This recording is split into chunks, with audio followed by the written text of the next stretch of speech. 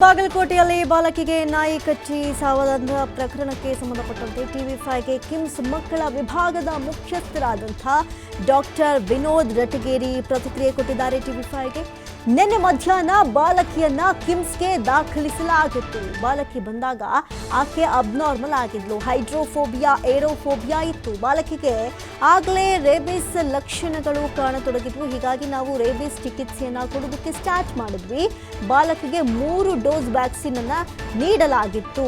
ಇಂದು ಬೆಳಿಗ್ಗೆ ಅಂದ್ರೆ ನಸುಕಿನ ಜಾವ 3:45ಕ್ಕೆ ಬಾಲಕಿ ಮೃತಪಟ್ಟಿದ್ದಾಳೆ. ಆಕೆಯನ್ನ ಇಲ್ಲಿಗೆ ತಂದಾಗಲೇ ಆಕೆಗೆ ಹೈಡ್ರೋಫೋಬಿಯಾ ಹಾಗೂ ಏರೋಫೋಬಿಯಾ ಇತ್ತು ಅಂತ ಪ್ರತಿಕ್ರಿಯೆ ಕೊಟ್ಟಿದ್ದಾರೆ.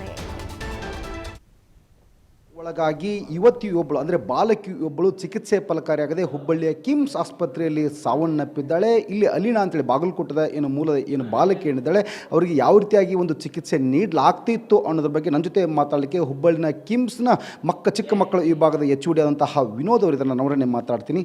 ಸರ್, ಇದು ಯಾವಾಗ ಇಲ್ಲಿ ಪೇಷಂಟ್ ಬಂತು ಸರ್? ಏನಾಯಿತು ಸರ್? ಯಾವ ರೀತಿ ಟ್ರೀಟ್ಮೆಂಟ್ ಪ್ರೋಟೋಕಾಲ್ ಪ್ರಕಾರ ನೀವು ಯಾವ ರೀತಿ ಟ್ರೀಟ್ಮೆಂಟ್ ಕೊಟ್ಟಿರಿ ಸರ್? ಸೊ ಇದು ಅಲೈನಾ ರಾಜೇಶ್ ಸಾಬ್ ಅಂತೇಳಿ, ಅವಳು 9 ವರ್ಷದ ಬಾಲಕಿ. ನಮ್ಮ ಆಸ್ಪತ್ರೆಗೆ ಸುಮಾರು 2:30 ಮಧ್ಯಾಹ್ನ ಬಂದು ಆಸ್ಪತ್ರೆಗೆ ದಾಖಲಾದರು. ಅವ್ರದ್ದು ಬಾಗಲಕೋಟೆಯಲ್ಲಿ ಟ್ರೀಟ್ಮೆಂಟ್ ತೊಗೊಂಡು ಅವರು ಅಲ್ಲಿ ಹೆಚ್ಚಿನ ಚಿಕಿತ್ಸೆಗಾಗಿ ಕಿಮ್ಸ್ ಆಸ್ಪತ್ರೆಗೆ ಕಳಿಸಿದ್ರು. ಮಗುವಿಗೆ ನಾಯಿ ಕಡಿತ 17 ದಿವಸದ ಹಿಂದೆನೇ ಆಗಿತ್ತು.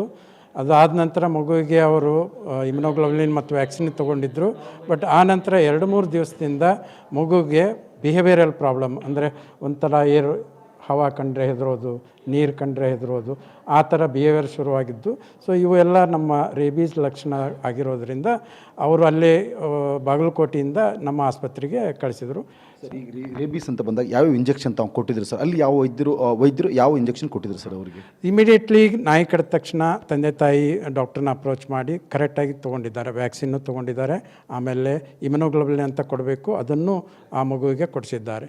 ಬಟ್ ಕೋರ್ಸ್ ಇನ್ನೂ ಕಂಪ್ಲೀಟ್ ಆಗಿರಲಿಲ್ಲ. ಅಷ್ಟರೊಳಗೆ ಮಗು ಆಲ್ರೆಡಿ ಇದು ಕ್ಯಾಟಗರಿ 3 ವುಂಡ್ ಅಂತಂದು ಹೇಳ್ತೀವಿ. ಆ ಮಗುಗೆ ಅದು ನಾಯಿ ಮಕ್ಕಕ್ಕೆ ಕಡಿದಿರೋದ್ರಿಂದ ಇದು ಕ್ಯಾಟಗರಿ 3.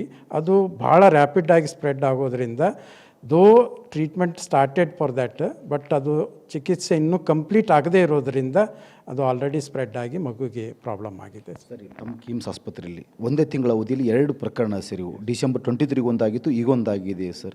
2 ಪ್ರಕರಣದ ಸೇಮ್ ಸಿಂಪ್ಟಮ್ಸಾ ಹೇಗೆ ಸರ್? ಹಾಂ, ಎರಡಕ್ಕೂ same symptoms. It is very classical. Actually diagnosis of rabies is clinical. ನಾವು ಟಾಪ್ಸಿ ಮಾಡಿದೆ, ಪೆಥಾಲಜಿ ಮಾಡಿದೆ, ಟೆಸ್ಟ್ ಕಳಿಸಿದ್ದು ಜಸ್ಟ್ ಕನ್ಫರ್ಮೇಷನ್ಗೆ ಅಷ್ಟೇ. But it is actually clinical ನೋಡಿದ ತಕ್ಷಣ ಇದು ಓಕೆ ರೇಬೀಸ್ ಅಂತ ಹೇಳ್ಬೋದು.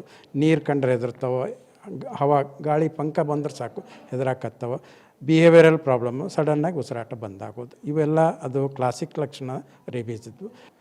ಮುಂಜಾಗ್ರತಾ ಕ್ರಮವಾಗಿ ಏನು ತೆಗೆದುಕೊಳ್ಬೇಕು ಸರ್ ಇದಕ್ಕೆ? ಈ ರೀತಿ ಘಟನೆ ಆದಾಗ ಕ್ರಮವಾಗಿ unfortunate for this baby, but ಅವ್ರು ಕರೆಕ್ಟಾಗಿ ತೊಗೊಂಡಿದ್ದಾರೆ. ನಾಯಿ ಕಡಿದ ತಕ್ಷಣ ಉಂಡನ್ನು ಎಲ್ಲೇದು ಇದು ಕ್ಯಾಟಗರಿ 3 ಇರೋದನ್ನ ವೆರಿ ಸಿವಿಯರ್.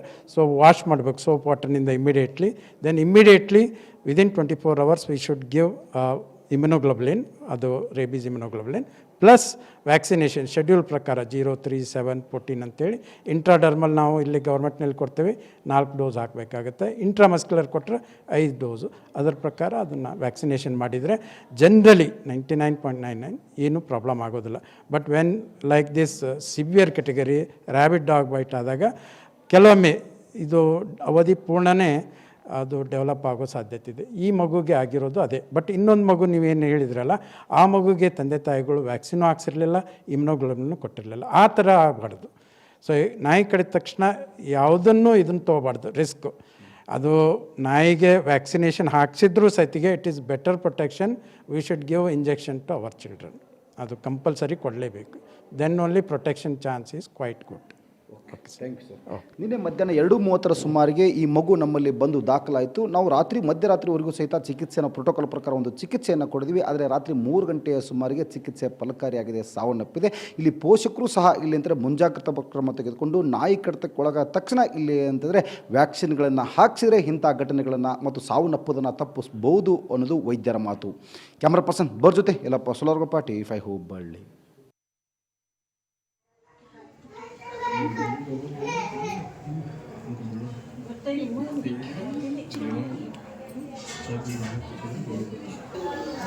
उनकी अम्मी कौन थी तुम्हें?